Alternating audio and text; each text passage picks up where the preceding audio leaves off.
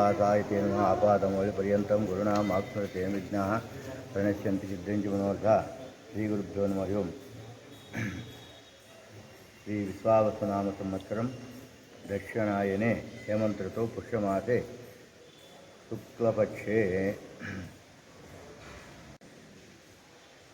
పుష్యమాసం కృష్ణపక్ష తారీఖు 17, 19, 25 మొదలుకొని ఒక నెల వరకు 14, 6, 26 జనవరి వరకు ధనుర్మాసం ఉంటుంది. నిన్న భోగినాడు సమాప్తమైంది.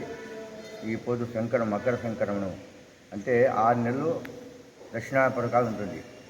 ఈరోజు ఉదయం 8:50 నుండి మొదలుకొని 6 నెలల వరకు ఉత్తరాయణ పరకాల ప్రారంభమైంది.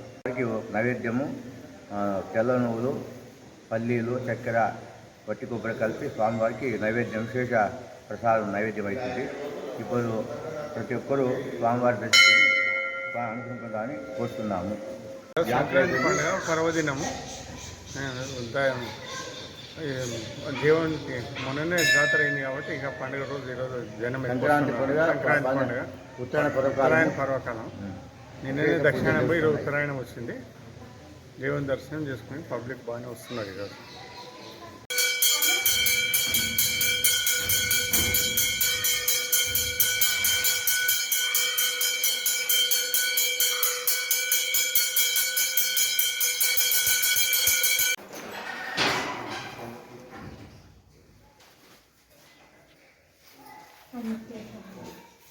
మనం చేస్తాం.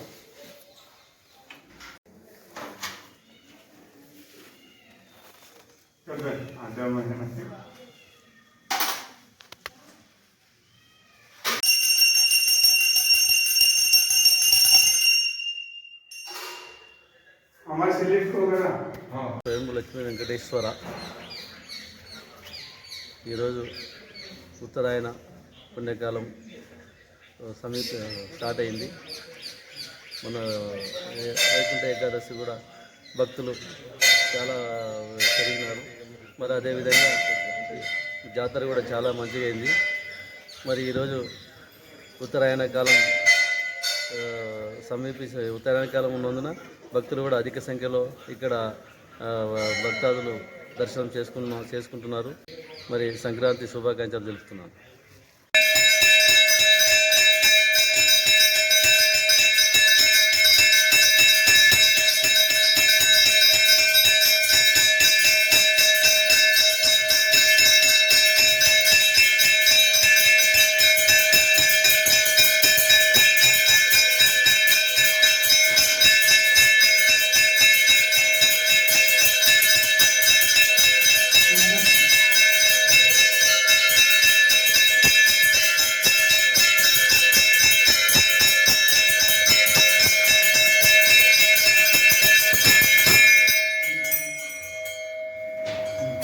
శ్రీ గురుభ్యో నమః. శ్రీ ఆదిశిలాక్షేత్రం స్వయంభూ వెంకటేశ్వర దేవస్థానం వదనకల్ భక్తాదులందరికీ కూడా నమస్కరిస్తూ ఈ మకర సంక్రాంతి రోజు శుభాకాంక్షలు తెలియజేస్తూ, ఈ మాఘమాసంలో విశేషంగా ఏంటంటే ధనుర్మాసం పోతుంది కాబట్టి మాఘమాసం వస్తుందని తెలియజేస్తూ ప్రతి ఒక్కరు కూడా ఈ దేవాలయాన్ని దర్శించుకొని పుణ్యతులు కావాలని మనసా వాచ కోరుతూ సెలవు తీసుకుంటాం. దక్షిణాయనం పోయి ఈ రోజు నుంచి ఉత్తరాయణం వస్తుంది. మరి యజ్ఞాలు, హోమాలు, ఏదైనా విశేషమైన కార్యక్రమాలు చేయాలంటే కూడా ఉత్తరాయణంలో చేయటం విశేషము. కాబట్టి ఈ ఉత్తరాయణానికి ఎన్నో ప్రత్యేకతలు ఉన్నాయి. భీష్ముడు కూడా ఈ ఉత్తరాయణంలో పోవాలని చెప్పి కోరుకొని ఉత్తరాయణంలో పోవడం జరుగుతుంది. కాబట్టి ఉత్తరాయణానికి ఎంతో మహత్యం ఉందని తెలియజేస్తూ సెలవు తీసుకుంటాం.